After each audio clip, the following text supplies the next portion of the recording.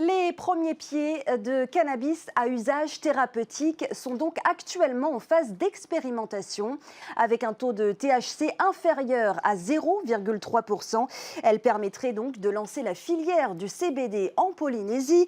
Reste à savoir si ce végétal résistera au climat polynésien. Nicolas Pérez et Méré Théato nous emmènent à l'Institut Louis Malardé. Regardez. Nom de code MM6.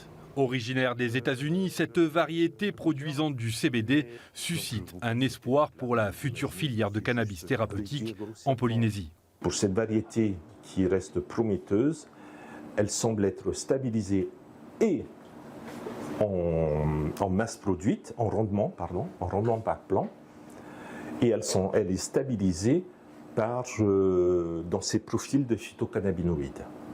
Élevée depuis 2 ans par l'Institut Louis Malardé, dans un environnement maîtrisé sous température constante et un faible taux d'humidité, cette variété devra désormais prouver sa résistance sous notre climat. Nous avons eu ces résultats en container, c'est-à-dire en atmosphère contrôlée. Nous nous posons la question aujourd'hui, quel sera le comportement de ces cultivars en extérieur? Le climat des Marquises n'est pas le climat des Australes. Donc il faudra en plus tenir compte des effets climatiques par rapport à nos archipels. Choyée et contrôlée quotidiennement, la MM6 est cependant difficile à cultiver. C'est une plante qui est capricieuse, il y a pas mal de facteurs qui entrent en compte. Si elle n'est pas dans un environnement qui lui plaît, elle ne va pas pousser. Elle est prone à pas mal de nuisibles. Elle est prone à pas mal de carences nutritionnelles. Maintenant, la grande question, c'est de savoir si elles vont pouvoir respecter la qualification de chanvre lorsqu'elles seront cultivées en plein air. Mais alors, pourquoi ne pas utiliser des variétés de cannabis déjà plantées en Polynésie et donc adaptées à nos températures?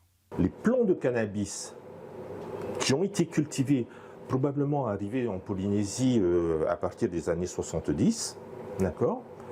Ce sont des plants à teneur en THC. C'est ça qui était recherché. Nous, la problématique qui est posée aujourd'hui, c'est de trouver un plant à CBD qui ne produise pas de THC. Cette expérimentation en milieu naturel sera lancée sur les 5 archipels début février par un arrêté en Conseil des ministres. 2 agriculteurs par archipel ont d'ores et déjà été sélectionnés. Pendant la phase d'expérimentation, c'est que l'ILM commande les graines sur catalogue officiel, suffisamment de graines pour les 10 agriculteurs et que chacun plante. Les agriculteurs sont sélectionnés par la DAG, nous on ne s'occupe pas du tout de cette partie-là. Par contre, on les a aidés dans le protocole de culture et de récolte. Ces premiers résultats permettent déjà de se projeter sur une production à grande échelle. Bon, peut-être que les premières récoltes, si tout se passe comme on l'a prévu, peut-être fin 2025, début 2026 pour les agriculteurs. La MM6 et 2 autres variétés feront partie de cette seconde phase d'expérimentation en conditions réelles.